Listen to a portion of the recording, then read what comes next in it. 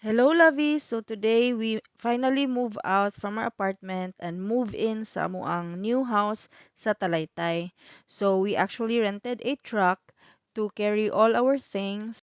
Thankful jud kayo mi sa mga workers namo sa Talaytay kay ni-assist gud sila sa pag-move out sa among apartment. Daghan jud kayo mig mga gamit guys kay 3 years mi nag-rent og apartment. Mao ni guys, mga sinina namo, mga gamit namo gibutang namo og mga trash bag ug mga boxes para dali na lang ang pagbalhin-balhin ug mo na siya nanrapon ako sa kabinet. Bakante na kayong kabinet pero mapun-an na ni sa mga sinina namo na pil-on namo karon.